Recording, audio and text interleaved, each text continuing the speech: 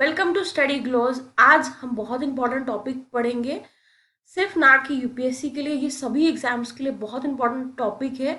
और एक इंसान होने के नाते, एक सिटीजन होने के नाते भी आपको ये चीज़ें पता होनी चाहिए। That is very important for all of us. And the most important thing, हम जब भी कोई प्रिपरेशंस करते हैं, हम बहुत डिफिकल्ट डिफिकल्ट चीज़ों की तरफ बहुत ज़्यादा टाइम ध्यान देते हैं। हम उन टॉपिक्स या उन चीज़ों या उन एरियाज पे ज़्यादा ध्यान नहीं देते जो हमें अच्छे से आते हैं। But the fact is that, चाहे आप यूपीएससी ले लो, चाहे आप कोई भी एग्जाम पैटर्न्स ले लो, हमेशा पेपर बेसिक लेवल का ही आता है। सो आप हमेशा अपने बेसिक कंसेप्ट को क्लियर कीजिए, ताकि चीज़ें आपको कभी भी भूले ना, और उनको अपनी लाइफ के साथ कोरिलेट करो, एग्जाम्पल्स ऐड करो, या उसके साथ जो भी चीज़ें आपके माइंड में आती है वो चीज़ें कनेक्ट करना स्टार्ट करो। So let's get started. हमारे यहाँ पे जो आज का है, जो बहुत न्यूज़ में है, दैट इज़ कैबिनेट कमेटी, जिसको हम बोलते हैं इकोनॉमिक अफेयर्स की, जो चेयर की थी पीएम ने। इसने अप्रूवल दिया है, किस चीज़ के अप्रूवल दिया है? कंटिन्यू करने का। किस चीज़ को कंटिन्यू करने का? दैट इज आपका समग्र शिक्षा scheme for period of 5 years। अब ये इंपॉर्टेंट क्यों है? बिकॉज देखो, पैंडेमिक में, कोविड सिचुएशंस में, या ओवरऑल इंडिया में, आपको पता है कि हम बहुत चीज़ों में वी ट्राई कि हम एक मेन प्लेटफॉर्म पे आए, एक बेसिक एजुकेशंस प्रोवाइड करें।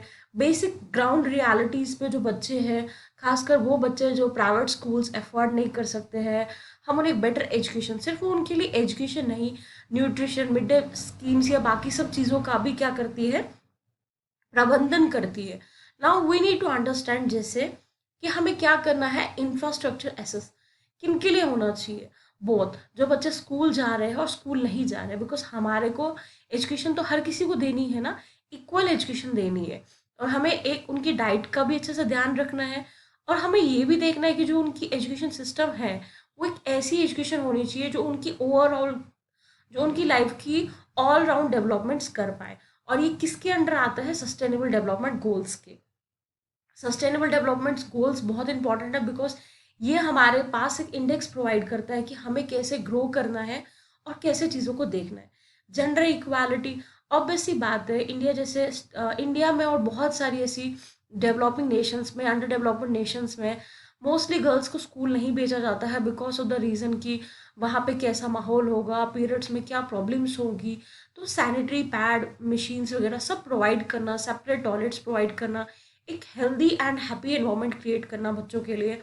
और कुछ ऐसे इनिशिएटिव्स, जो बेचारे स्कूल नहीं जा रहे हैं, एसटी या एससीज के, या डिसेबल चिल्ड्रंस, उनके लिए भी हमें कुछ ना कुछ अच्छा सोचना है। कैसे हम उनको एजुकेट करें, कैसे उनको एक बेटर लाइफ प्रोवाइड। अब इस स्कीम के थ्रू, इस स्कीम का मेजर इनिशिएटिव, ये क्या, इसकी क्या ऑब्जेक्टिव्स हैं? सबसे पहले तो फ्री एंड कंपलसरी एजुकेशन, जो हमारे पास राइट टू एजुकेशन का क्या है, कंपलसरी राइट है, 2009 में जो इम्प्लीमेंट हुआ था। इसे क्या करेगा? अपग्रेड करेगा। जो स्टेट इंस्टीट्यूट्स है या आपके डाइट्स है, डाइट होता क्या है, पहले मैं आपको ये समझाती हूँ।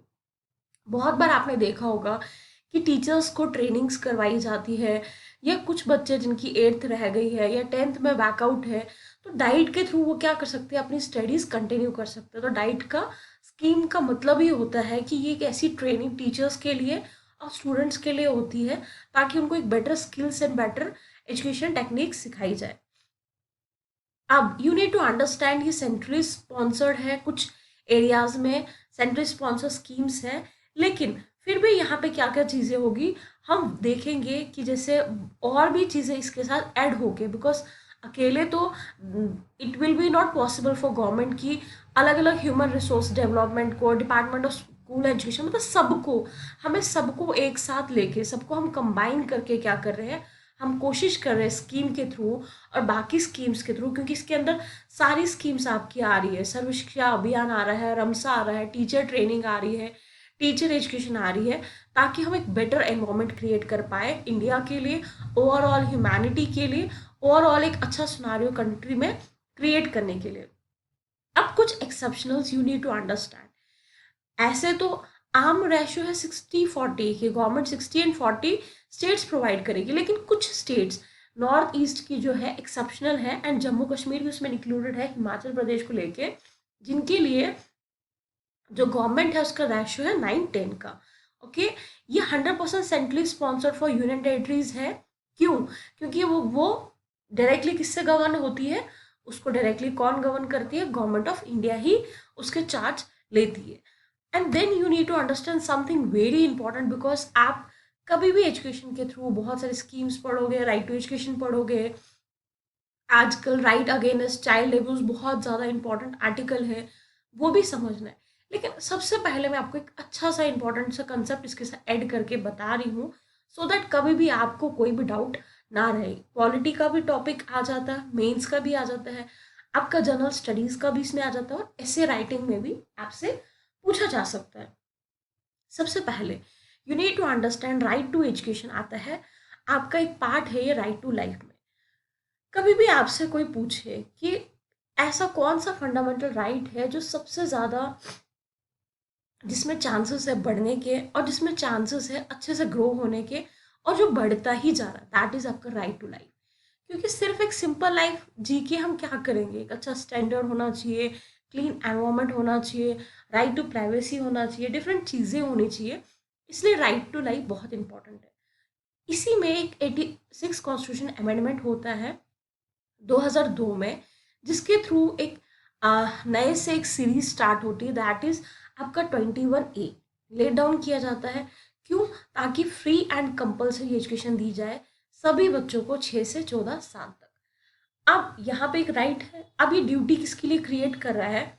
अंडर आर्टिकल 45 जो आपका डायरेक्टिव प्रिंसिपल्स में आएगा, ये एक मतलब ऐसी स्कीम्स गवर्नमेंट को चलानी है जो 6 साल से बच्चे छोटे, ऑब्वियसली उनके लिए भी कुछ ना कुछ चीज़ें, हेल्थ या बाकी उनके लिए मील्स प्रोवाइड करनी है।